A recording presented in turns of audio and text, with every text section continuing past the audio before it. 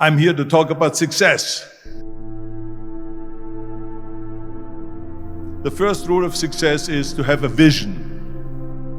You see, if you don't have a vision of where you go, and if you don't have a goal where you go, you drift around and you never end up anywhere. I mean, as you know, I was born in 1947 in Austria after the Second World War. So I was very fortunate that I stumbled onto my vision. And I didn't really like Austria when I grew up. I couldn't wait to get out of there. I couldn't see myself becoming a farmer or a worker in a factory or anything like that. Even though my parents wanted me to stay there and have a normal life. But that was their vision, not mine. My vision was totally different. I felt that I was born for something special, for something unique, for something big. Then one day I went to school. I remember I was 11 years old, and they showed a documentary about America. And there they showed in this documentary the huge skyscrapers, the high-rises, the huge bridges, the 6-lane freeways, and all of this stuff. And I said to myself, that's where I want to be. I don't want to be around here with these little farmhouses and these little buildings. I want to be in America. One day after school, I walked by a store in Graz. So I went inside and I looked around, and then I saw a magazine. I saw a bodybuilding magazine that had Reg Park on the cover. Reg Park was then a 3-time Mr. Universe. And I saw him on the big screen as Hercules.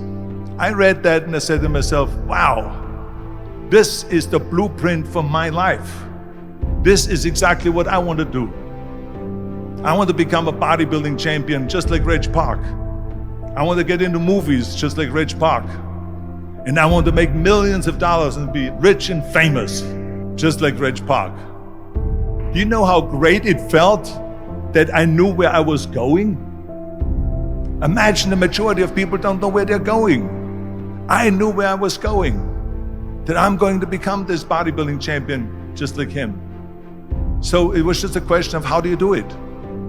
I was so relieved, because when you have a goal, when you have a vision, everything becomes easy.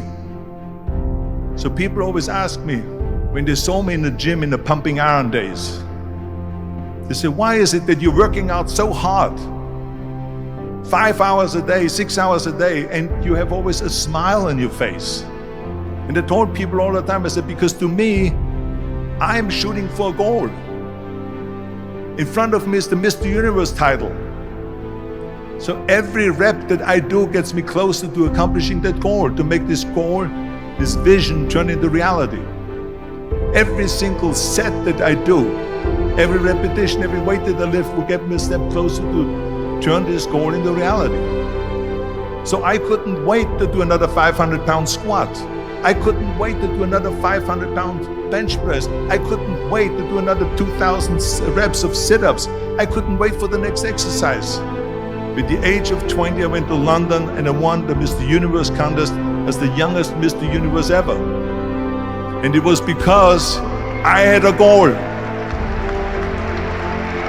So let me tell you something, visualizing your goal and going after it makes it fun. You got to have a purpose no matter what you do in life. You got to have a purpose. 74% hate their job in America. Now, there is not much different when you come to Europe.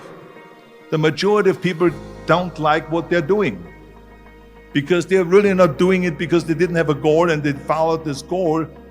They just aimlessly drift around, and then all of a sudden there's a job opening, so they get that job because you have to work.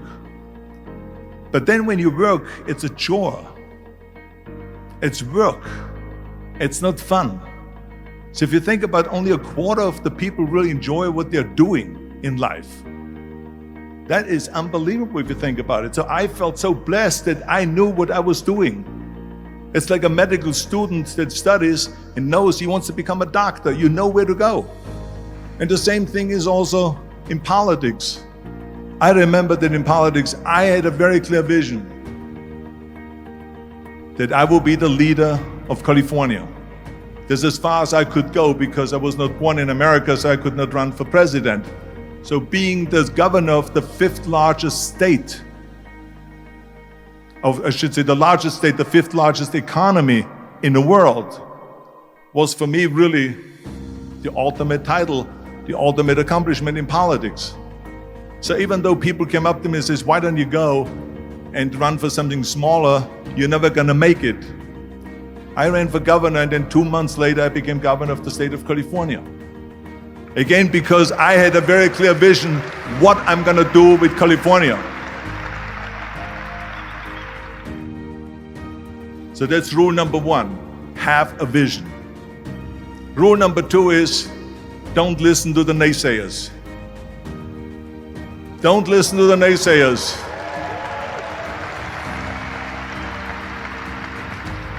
Everything I ever did, the thing that I heard out of people's mouth was, that's impossible. That can't be done. Or no. That is exactly what I heard, and of course I proved to the people that it can't be done. So whenever someone said to me, it can't be done, I heard, it can be done. When they said no, I heard yes. And when they said it's impossible, I heard it is possible. I'm a strong believer of what Nelson Mandela said, that everything is always impossible until someone does it. Well, I'm gonna be the one, I said to myself, I'm gonna do it and I'm gonna show it to them. Maybe it has never been done before. That's perfectly fine with me. But I'm gonna do it. And I did not listen to the naysayers.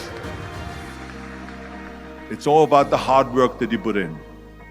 I said to myself, in bodybuilding I worked